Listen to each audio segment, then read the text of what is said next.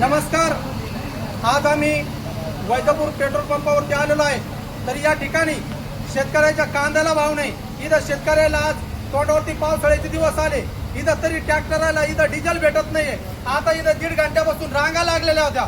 रांगा लागून B J मोठ्याला loading गाड्या येत होत्या त्याच्यामध्ये 10,000 डिझेल भरलं. इथं शेतकऱ्याला ट्रॅक्टरला वावरं नांगरायचे तर यांना हजार रुपये डिझेल दिलं जात होतं. पण हजार रुपये डिझेल सुद्धा इथं संपलेलं आहे असं सांगितलं गेलंय. मग मला सांगा शेतकऱ्यांना कोणाकडे व्यथा मांडायचा आहे? इथं यांना म्हणायला गेलो हे म्हणते आम्हाला बोलू नका. मग आम्ही सांगायचं कोणाला? आज शेतकऱ्यांपायी फक्त आत्महत्या करण्याची वेळ आलेली आहे. म्हणजे जर कदाचित शेतकऱ्याला पिकवलेल्या मालाला भाव भेटत नाही, शेतकऱ्याला डिझेल भेटत नाही, इथं मग मला सांगा आळ्याच्या धंद्यामध्ये दारू विक्री होती, दारू सरसकट भेटती. मग शेतकऱ्याला आज पिकवण्यासाठी, कष्ट करण्यासाठी किंवा त्यांच्या कुटुंबाचं संरक्षण करण्यासाठी जर शेती पिकवण्यासाठी डिझेलच भेटत नसेल या सरकारचं करायचं काय? मी तर शेतकऱ्याला फक्त एकच सांगाल, शेतकऱ्याचा अंत पाहू नका. मंत्री असेल, आमदार असेल, आता जर शेतकऱ्याचा अंत तुटला याच्यानंतर आहे ना शेतकरी ढेपाळाला मुख्यमंत्री असेल किंवा आमदार असेल याला महाराज सुद्धा येणार नाही. अरे काय हे सरकार आहे? या सरकारचा मी निषेध करतो.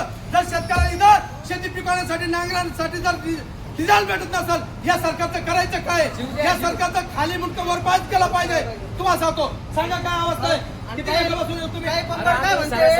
साहेब ऐका, पंपर काय म्हणते? कार्ड टाका, कार्ड टाका, जिओचं कार्ड टाका, हिचं कार्ड टाका, त्यावर डिझेल भेटेल तुम्हाला.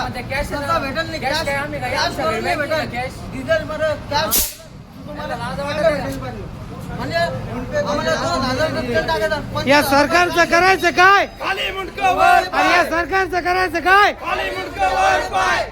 शेतकऱ्यांना न्याय पाहिजे, शेतकऱ्यांना न्याय मिळालाच पाहिजे. कोण म्हणता देत नाही? घेतल्याशिवाय राहत नाही, कोण म्हणता देत नाही? घेतल्याशिवाय राहत नाही.